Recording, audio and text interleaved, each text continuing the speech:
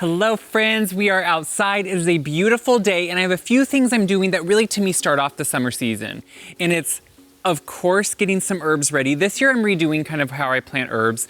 I've changed over the years how I plant herbs. Last few years I've been planting them in a kind of a small end of one of my garden beds. And it works well, they do wonderful in the ground.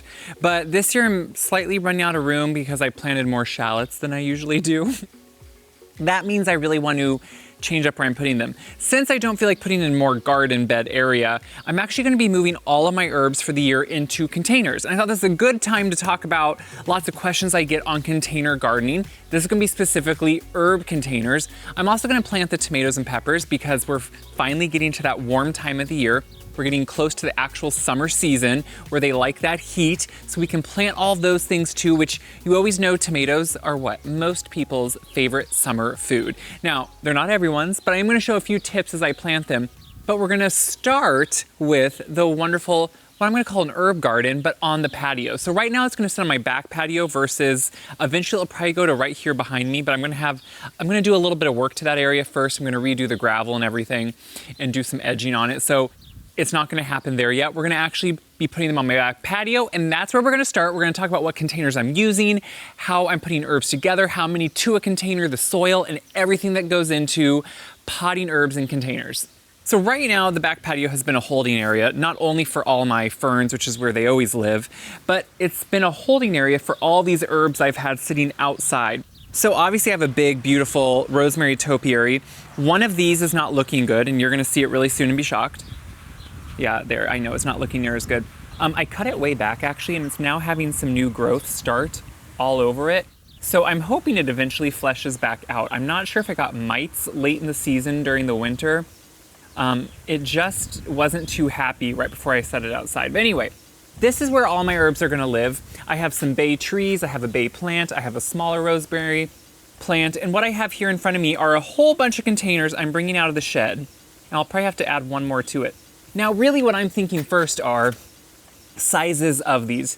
These two are about 18 inches across. I have a smaller one here, just because you can see it's a lot shorter. It's probably only 12 to 14 inches across, and then really only about 10 inches tall. I have a really tall one behind it. So what I want to do is really have a mixture of high, low, but all of them to be at least, over a foot wide. And that's because all these herbs can really take up a lot of room and they can drink a lot of water. So you want to make sure you have ample soil for them to fit in. So what I'm doing right now is just placing some herbs in the containers to see what I want to put where. When it comes to doing container gardening, honestly, the principles are the same as a traditional in-ground garden. The one big difference is the type of soil we're going to use, which we'll go over.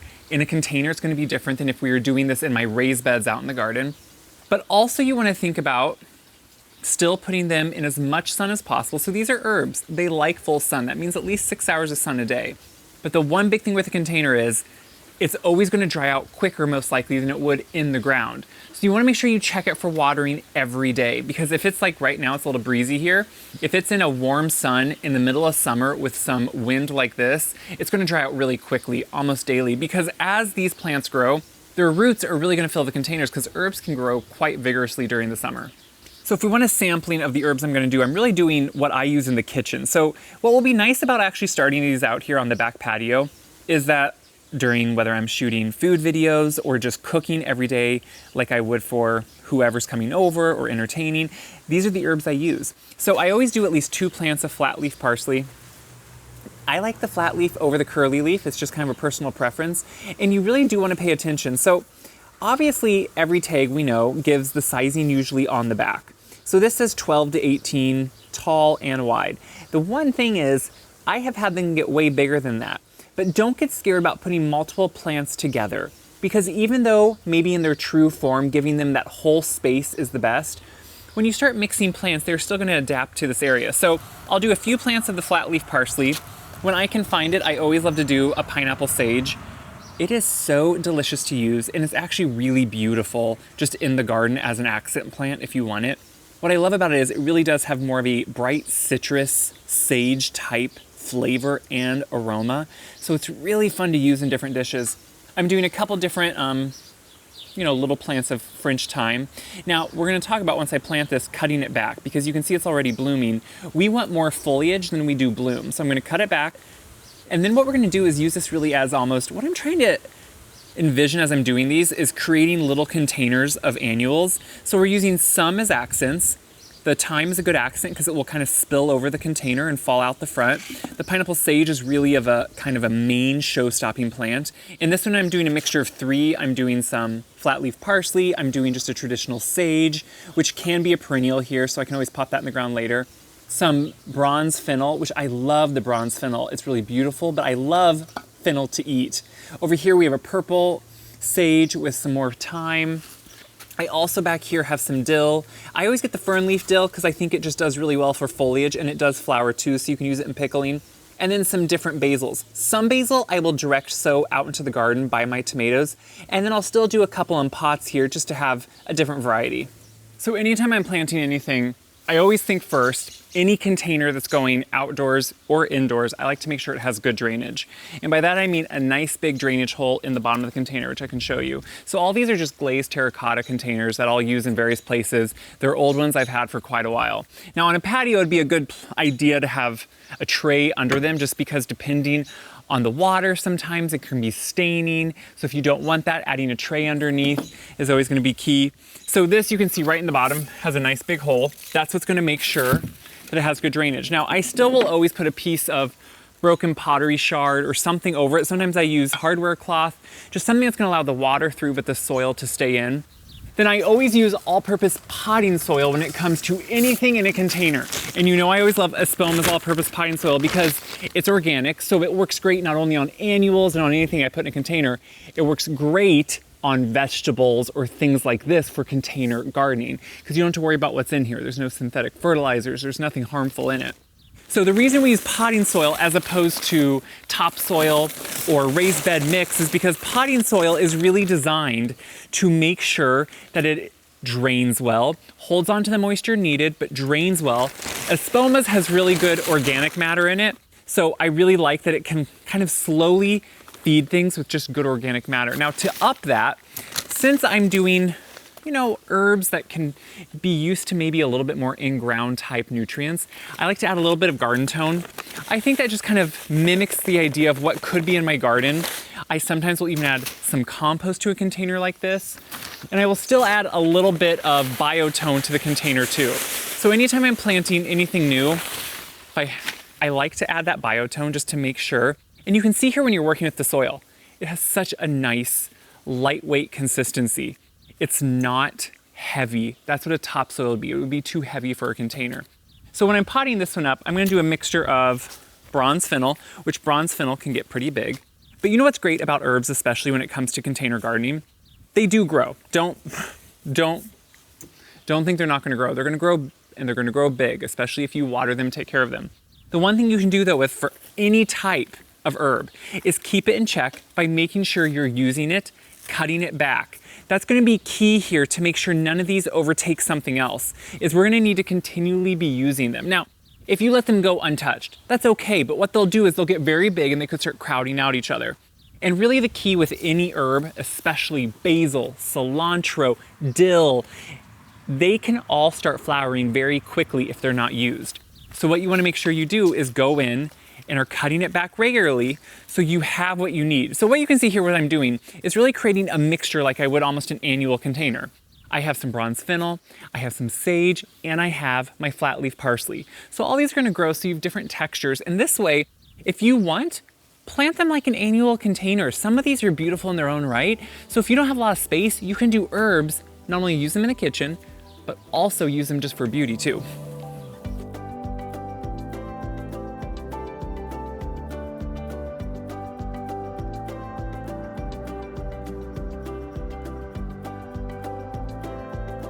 So I'm just finishing up my last container here. Now, what you're gonna notice is some of these are planted a lot closer than your tags would say together. Fern leaf, dill, this bronze fennel, they can all get really large, but I'm gonna be understanding that, meaning I'm gonna water them accordingly. So as their roots get really full, as these plants all grow, I'm gonna be cutting them back so I can use them. And what I do in the summer is when they're growing excessively and you're thinking, I can't use all this up if I'm cutting it back for new growth all the time, I'm gonna start drying that in the kitchen or in the oven, and I'm going to then grind it up, use it as dry dill or whatever it is. I'll do the same with basil even. I'll dry it out, and then that's what I use sometimes in the winter, because when it's freshly dried, it has so much flavor because those essential oils are really fresh. Unlike sometimes what you buy in a grocery store that's been sitting there for a long time.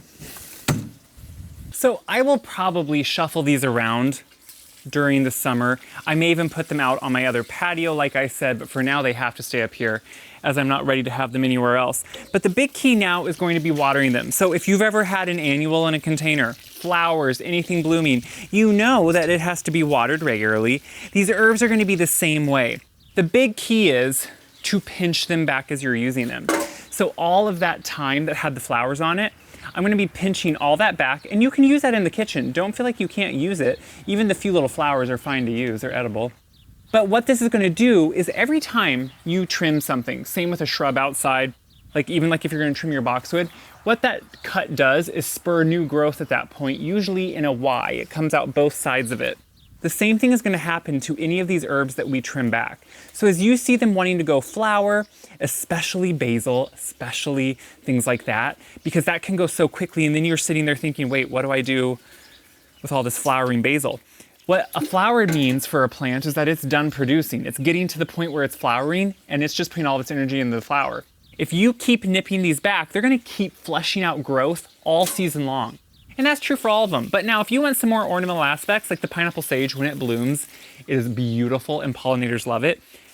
That one I very well may just let flower after a while, after I've been using it for quite a while. And you can still use it, it just doesn't have near as much new foliage then. So I'm watering these all really well, then we're gonna run out to the garden. So we're out in the vegetable garden, and you know, sometimes this seems like the least exciting thing, but I think it can be one of the best things to get into. So I started vegetable gardening when before I could walk. Mom would have us out in the garden with her while she was working and tending to it. Usually two of our grandmas was out there too, all summer long, because at that time, mostly obviously because Mom wanted to be able to help on the farm economically and we couldn't afford near as much, she would grow as much as she could to can, preserve, freeze, to help feed us all throughout the winter. Even though we are a small family of 4 total, she still did all those things. So it just was really ingrained into me and really became a part of me. And I think over the years, we all change and maybe evolve the way and why we garden. One of the reasons I love to garden is knowing where my food comes. I love the challenge, and I love being able to come out and grocery shop outside. But I do understand that it's a privilege anymore to be able to garden. It takes time. You know, it takes a lot of space sometimes, but what I'm doing today is planting tomatoes and peppers. And while I'm planting a big swath of them in 2 beds, you can do this on a small scale in a container. So if you want to plant 1 tomato plant, you can do just a container of a tomato plant. And you can use a really good container mix. All-purpose potting soil is what I would use. The Espoma is always what I love. And you can do the same with a pepper. You know, put it in a nice sized container. You can grow both of those. Same with herbs, you can go to containers. So any of this applies to containers, what I'm going to plant today. And I'm gonna start with tomatoes, I think, which is actually gonna be in the bed right here. So I rotate my beds. Right beside me is the cole crops. I rotate 4 of them every year in rotation. So the tomatoes have not been in this bed for the last few years, and now they're going into it again. We do that just for soil-borne diseases and for anything that could kind of harbor in that soil. You hope it kind of works out somewhat or gets better by the time you plant in it again. So I can't find my plant tags to label anything. So I just am making a little chart, and I usually put a garden book together anyway inside, so I'll transpose this into that. But what I'm doing right here is just listing out all the tomatoes I'm gonna grow. I always know that in my long 24-foot bed, I grow indeterminate tomatoes, and I like to give them plenty of room. You can pack them in slightly tighter, but I will only put 9 in my 24-foot bed, so they have ample light air circulation and room to grow. I let them get massive. They usually get over 6 foot with the tomato cages I put them on. And so I like to give them plenty of room. Now, what you will notice in this bed, it was top dressed last fall with a mixture of kind of a leaf and a little bit of grass clipping compost. When I picked up leaves with the mower and mulched them, I either put them on the compost pile or last year I decided to put them on a couple beds because, you know, when it comes to tomatoes, soil-borne diseases, which is like tomato blight, it usually comes from the soil splashing up on the plant. So I'm hoping this layer of nice leaf compost actually helps mitigate some of that fungus and some of that blight that can actually happen to tomatoes. So what I'm gonna do is start spacing them out. I have it already drawn out. I think one of the things that can be handy, just we're gonna go through tools, when you're going to plant things is a ruler. If you're not used to it, or if it's hard to eyeball things, which why eyeball if you don't have to? Use a ruler, because it's gonna help you know exactly how far apart you wanna put things. You know, tomatoes, I would do at a minimum of 20 inches. And I'm gonna say I slightly probably go a little bit bigger than that, but 20 inches. And then for the peppers later, I go more around the 18 inch, 16 to 18 inches probably apart. I don't mind packing those a little bit closer. I usually have plenty of tomatoes, so let's get started. So what you're gonna notice, and I get asked this almost every year because they look kind of funny, are these big red terracotta, we call them tiles. And what they are is just a cylinder that is open on both sides, and I'll show you here. So these are old field tiles. So in the Midwest, when you have big farm fields, you tile them so the water drains off. And these are what they used to do it with. So in the past, when they've switched over to different types of tiling, these sometimes are dug up and you have some of them on a farm. Mom had always used them, and I love using them, and I think Grandma did this too, around like a tomato plant. So when I grow my own, or if you buy your own, they can be a little bit, you know, tender when they're really small. And sometimes it gets windy here, or actually all the time. This year it is windy all the time. So you want to protect them. So this is heavy enough that nothing can blow it over. It's quite heavy terracotta. So we will put these around it sometimes and then remove them as they grow before I put any type of cage on it or anything. But this just helps protect them. So with tomatoes, the big thing, and you've seen this probably when I do reels on it, is to plant them deep. Now, some people don't realize this is such beautiful, healthy soil, by the way. Raised bed soil is one of the most beautiful soils if you're not used to it. Kind of amazing. Now, if you notice right now, let's just measure it to see how deep. I have planted this. So far, we're about 6 inches deep. And that's because tomatoes will grow roots out of their stem. So the deeper you plant them, and we'll look here how deep I'm gonna actually plant it, the more sturdy they're gonna become from all those extra roots they're planting. Now I like to put tomato-tone right down in there. Tomato-tone has a lot of calcium in it. Tomatoes do really well with calcium because that helps them ward off any of that blossom end rot that can sometimes be caused by calcium deficiencies or too much water. So I'm gonna check here which one I am planting here. It's gonna be the giant white, which honestly, that is my worst looking seedling, but I am bound and determined to get this giant white someday to grow. So I'm gonna plant it. So what we're gonna do is sink this one in the hole a little ways. I'm gonna leave just a little bit out at the top. Now I'll zoom in here when we're going down the line. Now don't worry, if this one doesn't work, I have a backup tomato plant to put in here. So usually since I start all my own tomato plants, I start plenty, and I start usually about 2 of each type. That way, if one doesn't do well, since I'm starting my own, I can do it again. Because the thing is, I want certain varieties, so I start my own, and I plant all heirloom varieties at my house. So they're usually unique colors that I think have unique flavors and sweet levels to not as sweet, and the acidity and not as acidic. So I like to plant all those. So I like to make sure I have plenty of them when I'm doing it. So I can always just, now that I have that planted, is put this right over the top. Not only will it keep it a little shaded so it doesn't dry out as quick, it'll protect it from the wind. So right here I have my hole, and again, it's at least 6 inches, if not 8 inches deep. I'm gonna put my tomato-tone right in. And again, this is formulated for tomatoes, and it really does make a great difference. The amount of beautiful root structure and then health the tomatoes have is, to me, just really wonderful. So I'm mixing that down in there with the native soil. I come over here to my tomato plant, and this one is gonna be a giant one. It's one of the big mortgage lifters.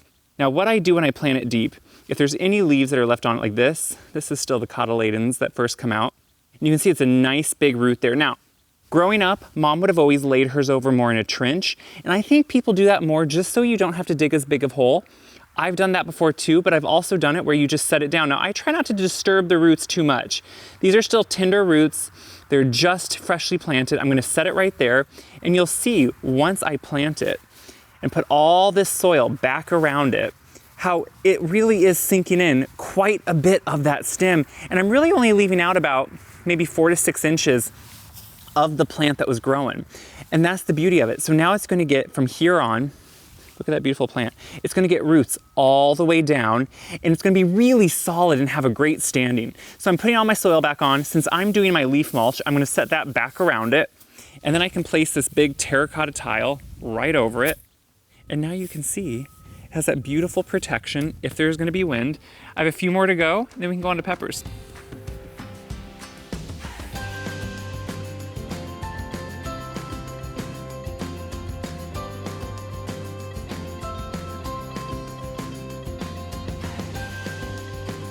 I forgot to bring over the last one, which is actually one I purchased. For some reason, I never grow this sun sugar. It's a sun sugar, which I love. I think it's better than sun gold. It's a much sweeter, beautiful, yellow cherry small tomato.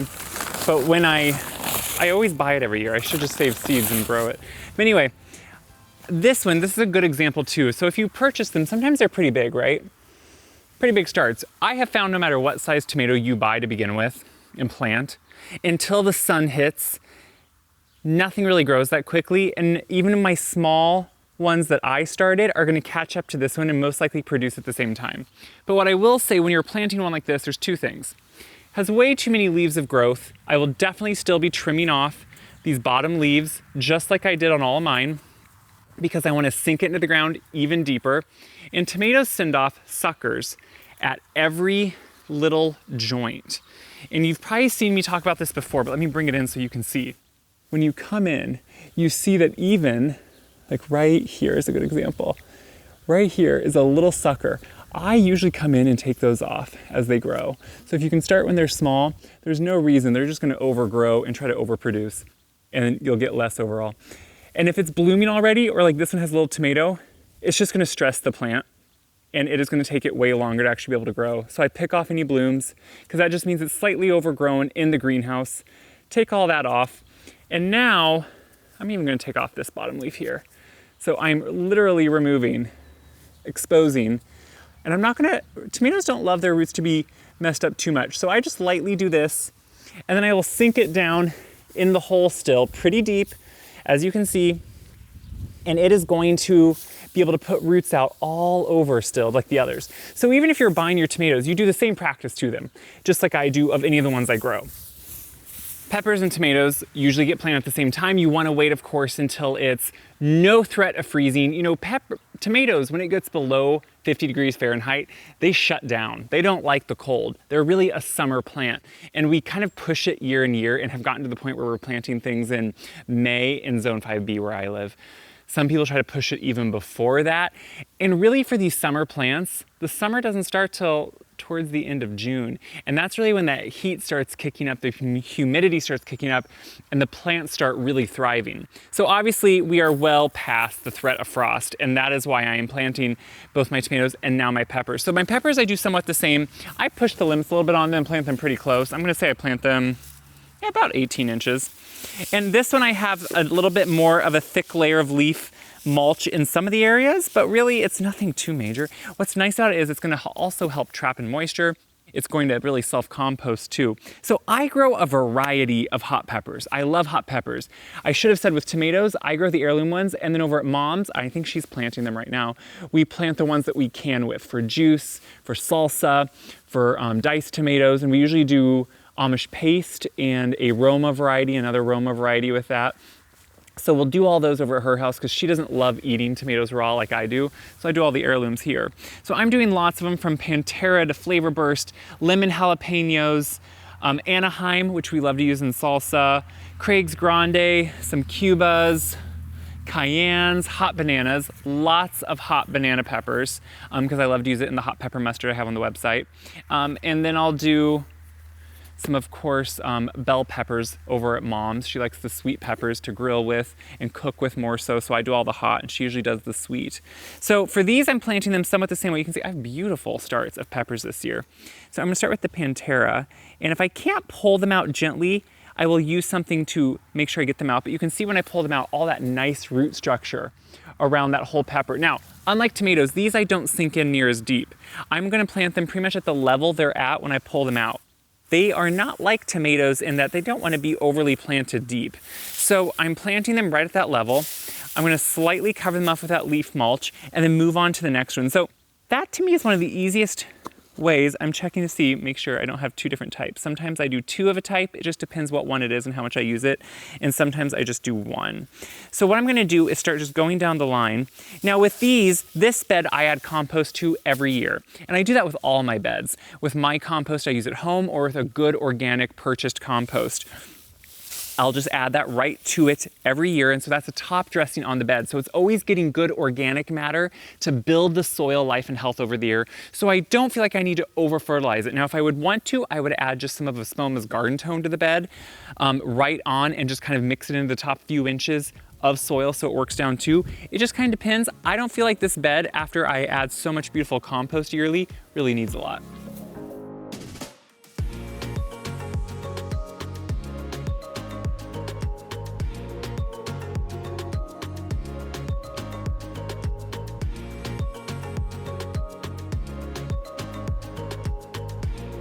On this now, you might be able to see a little bit better. So I do have these big trellis here, and this is what I put usually cucumbers on both sides. So I don't plant peppers right beside that, so I can plant cucumbers to vine up if I want to.